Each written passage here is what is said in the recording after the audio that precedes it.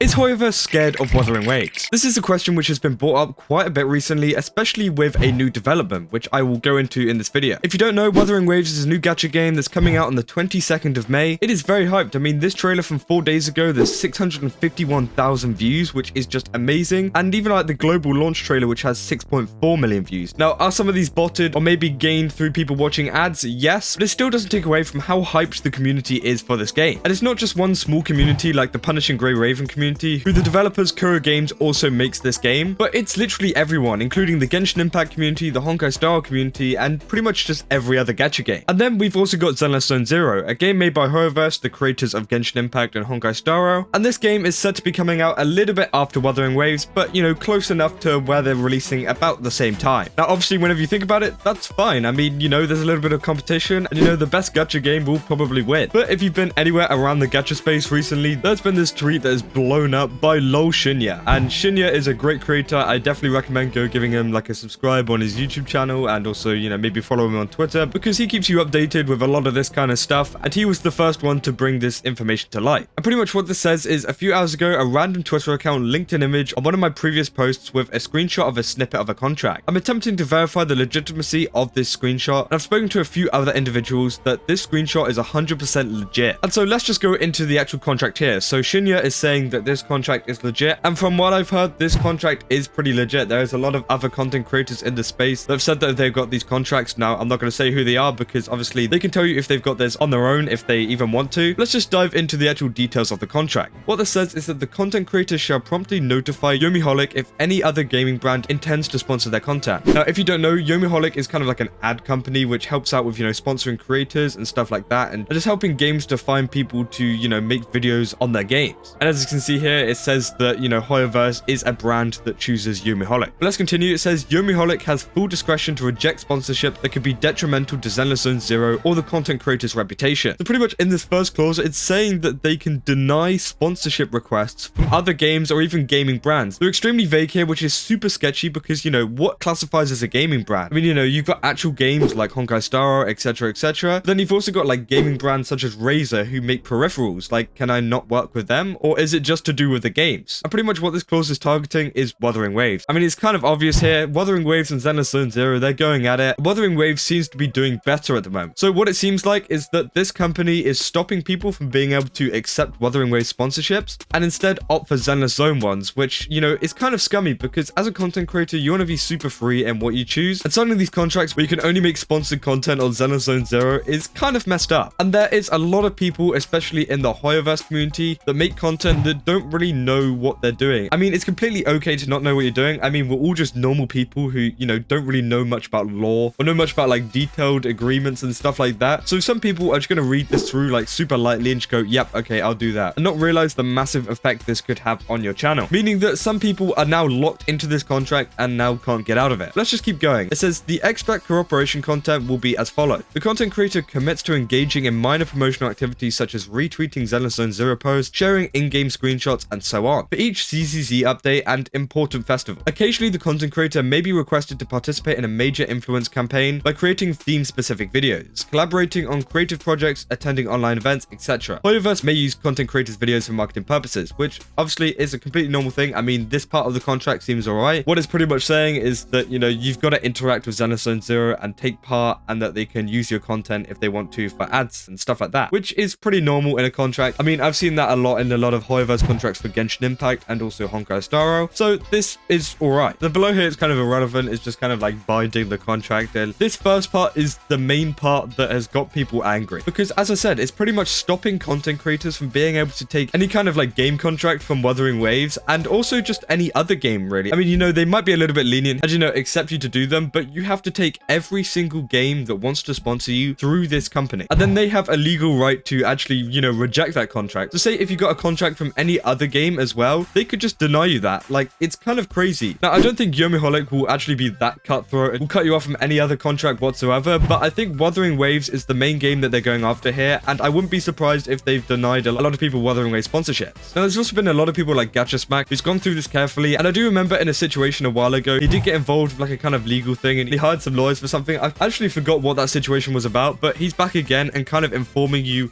what this contract does. So I definitely recommend going to watch this video, because he goes goes into like detail about what this contract actually does and whether you should sign it or not, especially if you're a creator. Because if you are a creator watching this, then I definitely recommend reading it through carefully and making sure this is exactly what you want, because they could potentially cut you off from future Wuthering Waves partnership, which could be a massive loss for your channel. But again, if you just want to make Zenless Zone Zero content, then, you know, there's no problem. And also, on top of this tweet here, Shinya made a video which is called Mahoyo is Afraid of Wuthering Waves, and I definitely recommend going to watch that too, because he goes into this tweet in a lot more detail and talks about how like legit it is and everything like that. But the question I asked at the start of the video was, is Hoyoverse scared of Wuthering Waves? And well, I think the answer is no. Now, there have been a lot of videos coming out saying that, oh, Hoyoverse is scared of Wuthering Waves. Oh, they're scared. They're super like scared and afraid. I don't think they're afraid. I think they're just wary. I mean, Wuthering Waves is a massive game, and obviously as Genshin Impact and Honkai Star are competing games, Hoyoverse are going to be watching it carefully and doing stuff like this in the background as a kind of failsafe to make sure that they stay on top. And I don't think they've reached the point yet where they've like pressed the big red button to like panic and the whole Hoyoverse studio is like up in flames. I think they're kind of chilling right now, but in the future, if Wuthering Waves does gain a lot of traction, then we could see Hoyoverse pulling out even more stops in the future. And recently we have seen Hoyoverse doing that. I mean, they've been really cooking with the latest Honkai Star updates, so, you know, everyone's going to be wanting to play them. Genshin Impact, they did really try to implement even more changes, but again, it just wasn't that good. But we could see even better updates and changes to Genshin Impact in the future, because obviously they want to compete with Wuthering Waves. But for now, they're trying to put in the most minimum effort possible